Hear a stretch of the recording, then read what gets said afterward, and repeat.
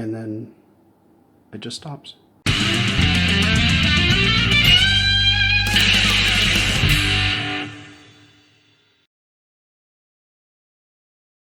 Hello and welcome to the My Man the Maker computer channel. Went out today and got some important stuff for the Dell Precision laptop rebuild. The technician who gave me the machine and parts forgot to give me the baseplate, and it's hard to work on the machine without the baseplate because the baseplate is what holds the service tag number, and it just basically protects the computer, the bottom of the computer, from coming into contact with bad stuff. Besides, I couldn't rebuild the computer without it, so he was kind enough to give this to me as I dropped by. And the other thing I got was the thermal compound that I was missing to be able to work on the machine any further. So you might remember there's a fan that was disconnected. There's a DVD drive that was disconnected. We have a heatsink assembly using a heat pipe. This is for the GPU, and what happens is the heat is taken from the GPU core, which is about here, and it's drawn through this copper heat pipe to something called a heat exchanger. And what that is that's basically just a bunch of fins. You can see right through it if you get the angle right. Right, there you go. And that's blowing, there's a big fan that blows air through there. And when I originally serviced this machine, that was full of a clump of lint, essentially. And then we have the hard drive. Now this is magnetic media, this particular hard drive. These are just held in by friction. These little pins fit into holes on the side of the hard drive. I'll see if I can just pop it out for you. There's one side. There's the other side. And you just kind of pop it out. It's a tray.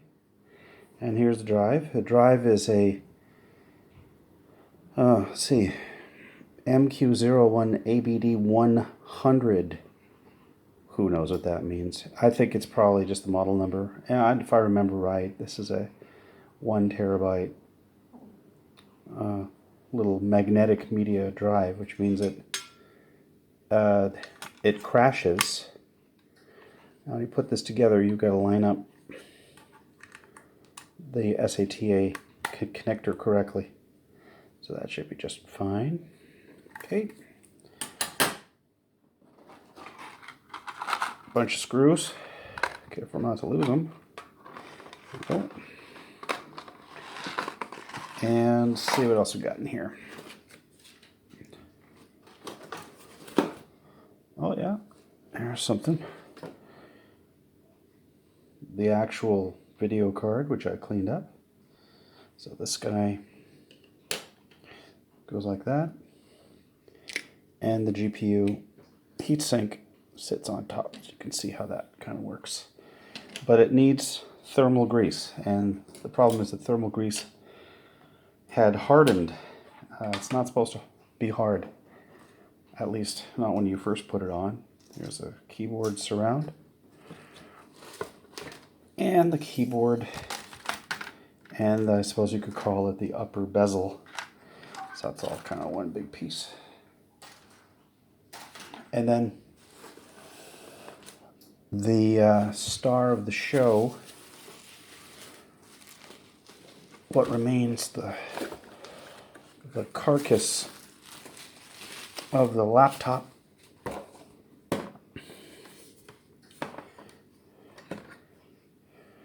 Got a couple loose screws in there. I don't want to lose them. Put them back in that little box. There we go. Now this box should be empty.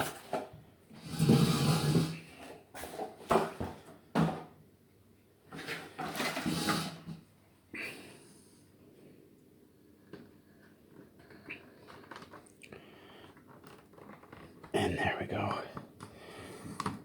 So now that we have thermal grease, we can take this out and see if it's in the same condition as the GPU. And if so, we can change the thermal grease on both the CPU and the GPU and then start putting this machine back together. Here's a thermal grease I got. It cost very little, maybe 35 cents or something like that. But it's absolutely critical that it go and help this surface here make good contact with this surface here. Those two surfaces need to make excellent contact to transfer the energy. Otherwise, this thing will heat up almost instantly. And that's my suspicion, is that this is overheating because it's not being thermally cooled. It's not being cooled correctly. So we're going to give that a try, but I'm going to get this machine all back together to see if that's true or not. Of course, the next thing I need to do is the GPU heatsink was, the thermal compound was all terrible. Then almost certainly the CPU thermal compound will also be terrible. So I have to take out this fan and this heatsink, and that's what I'm going to be doing now.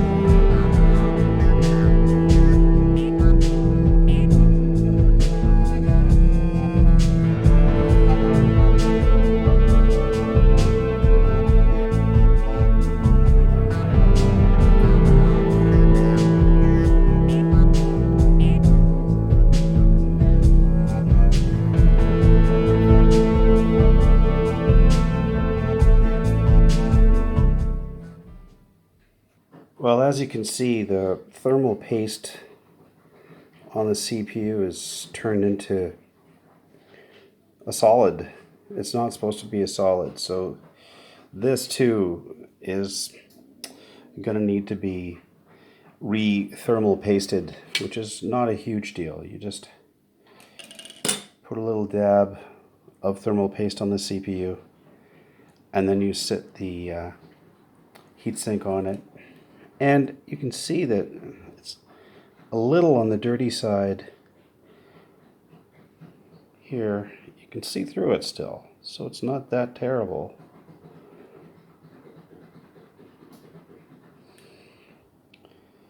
But not that great.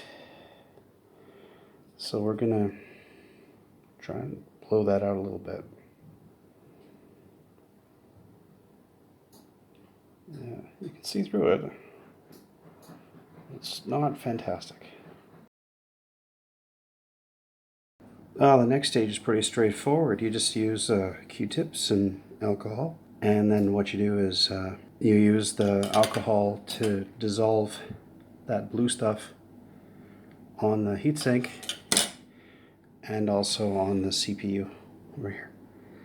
So that's just going to take a couple of minutes, and then it should all be clean and ready to be repasted.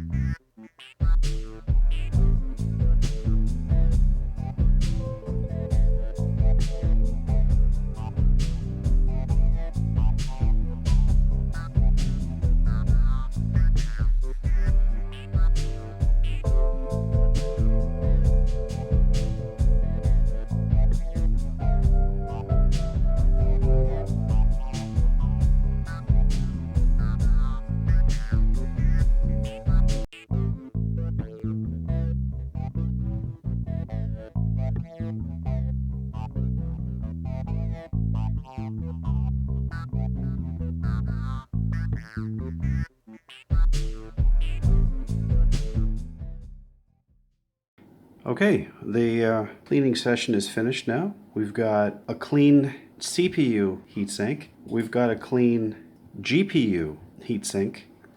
We've got a clean GPU and a clean CPU. So now, time to put some thermal compound on there and start putting this machine back together and see if it boots.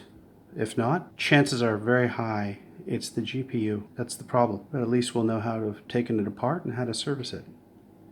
So what we're going to do is take a little bit of this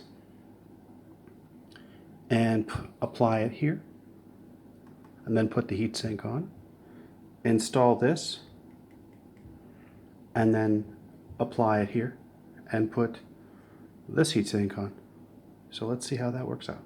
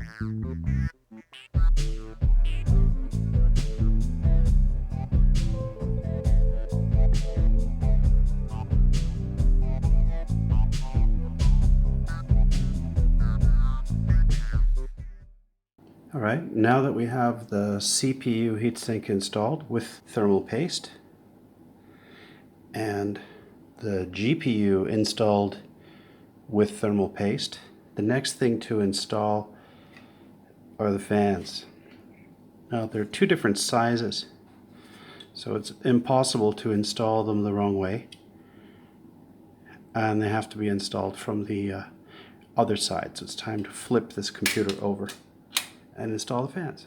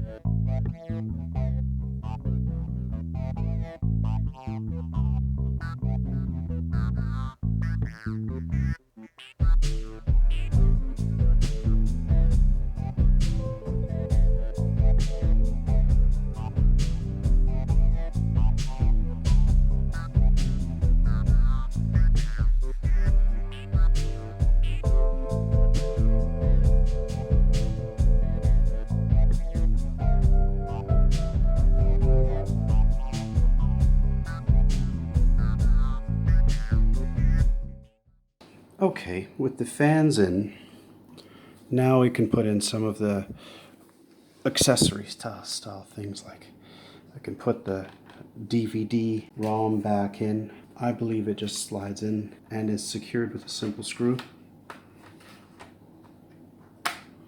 like that. So I'll put a screw in there. The other accessory we can put in is the hard drive, which goes in this side, just like this. But I think it goes in this way.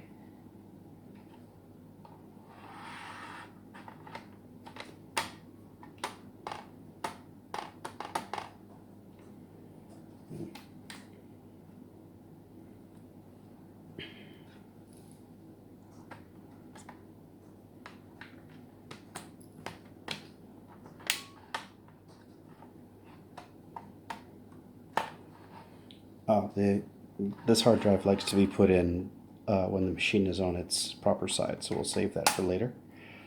Let's see, what else can we put together here? Let's put the keyboard in. Well, first I have to attach this guy. I think it probably uses a little tiny flat screw. So we'll use one of those because we have many of them. Nope. That's not the right screw. So we'll use... okay. I have 5 thick screws. 1, 2, 3, 4. Could this be number 5 for the drive? Because I got 5 of these guys. 1, 2, 3, 4 for the hard drive. And could the 5th be for the DVD? Let's see. No, it doesn't want to go in there.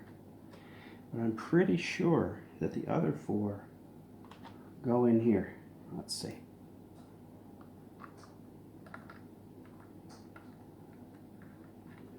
One, 2,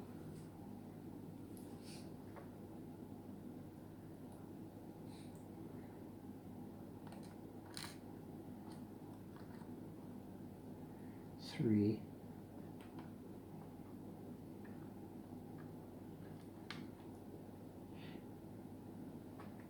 4. Okay, so that mystery is almost completely solved. So the big screws go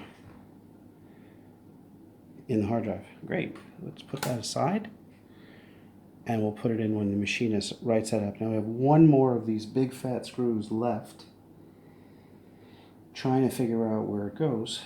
We'll put it here for safekeeping.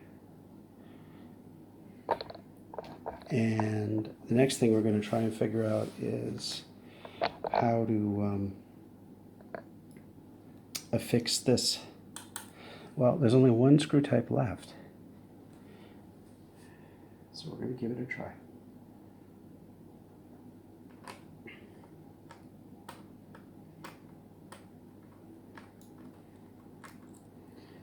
Okay, the DVD is fixed.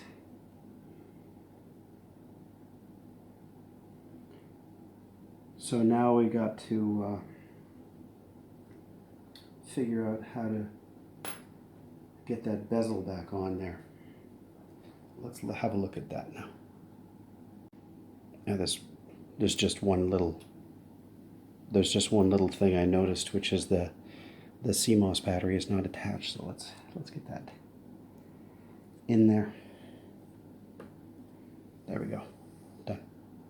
The next big challenge is installing this. This is the internal bezel that houses the keyboard. My big fear is these ribbon cables. I'm not particularly good with these, so I'm a little afraid of them. No, the nice thing about this is that Dell has actually been kind enough to tell me what screw goes where. That's an M2, that's 5.5 millimeters long, I guess.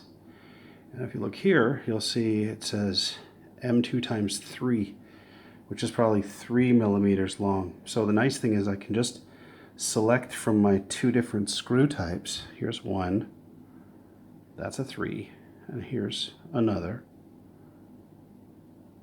That's a 5.5, and then I have one big screw remaining, and that's fatter than these 2.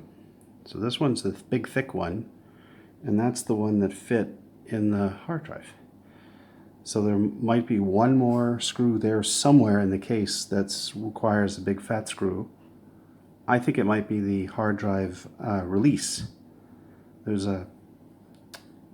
like a little lever that you can lock down. But these 5.5 and 3, I now have a fairly good idea of what goes where. So I'm feeling a little more confident about my ability to choose the right screw for the right hole. So we're going to do that now. I guess the other thing we should do is we should go over the back side of this thing just to enumerate how many connections we need to make. There's one ribbon cable here.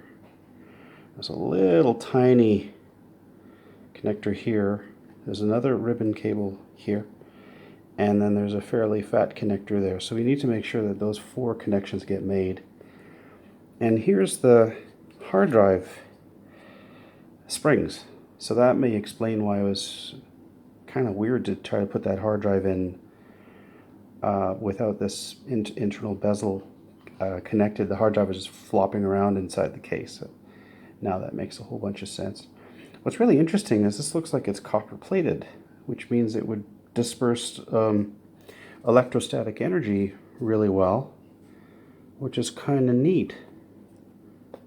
So this is a very interesting piece of plastic. It's got what appears to be copper electroplated to it, which is kind of fun.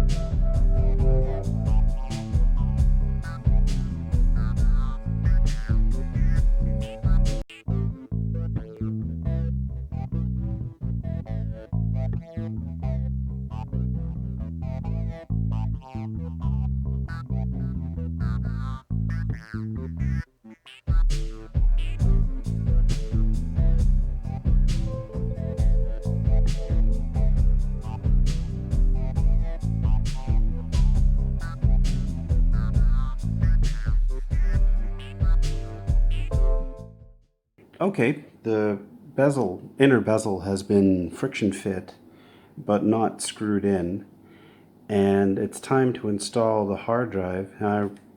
I remove the screws.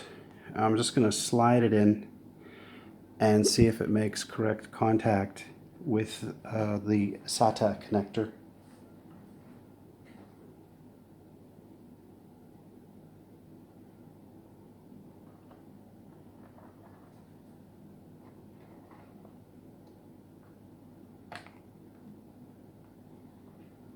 Sure felt good. And now the next thing I'm going to do is put the keyboard in, but no screws, because if we can't get this thing to boot, we've got to take it all apart. So maybe we just try to boot it without all these millions of screws installed and see if we can get this machine to start. Alright, it's time to try to install the keyboard. This is a pretty delicate little piece of kit that just has this little tiny nothing of a connector, so it's really, really delicate, and it's not very long.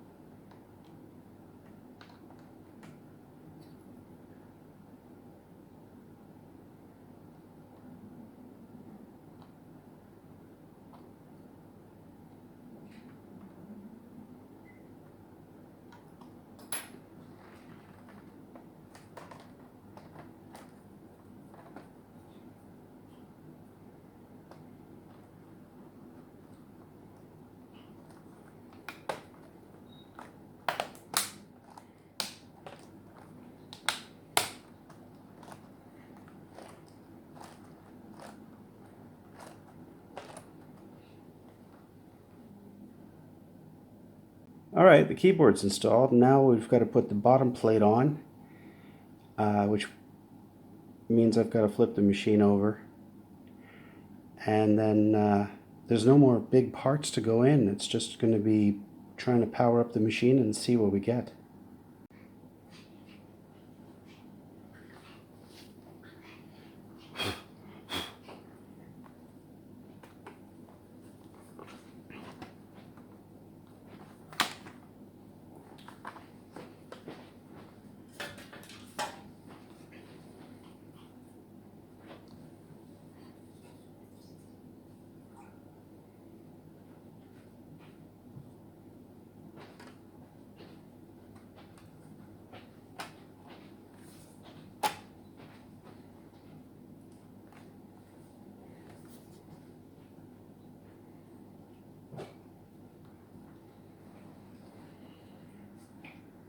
Well, with the bottom of the laptop installed, now we can put in the battery and then turn it over and plug in its power supply and see if it starts.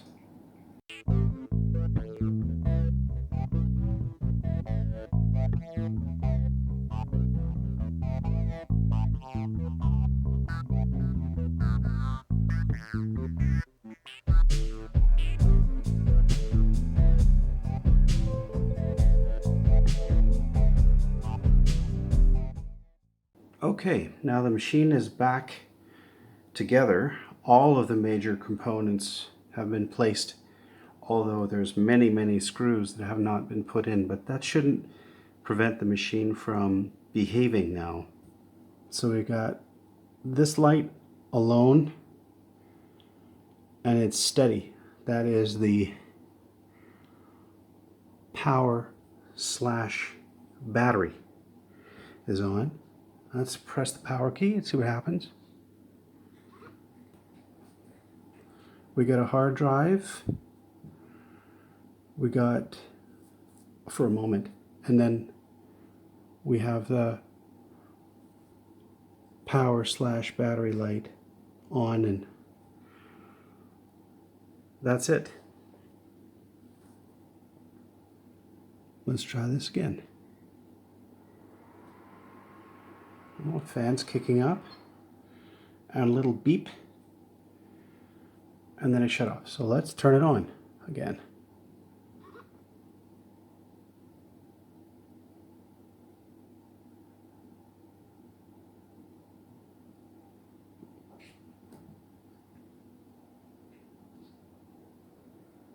And that's the behavior.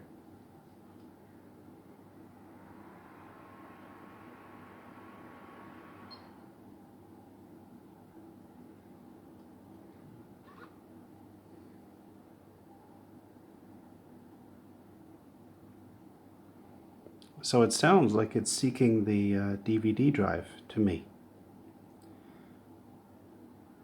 And then it just stops. So time for a bit of research.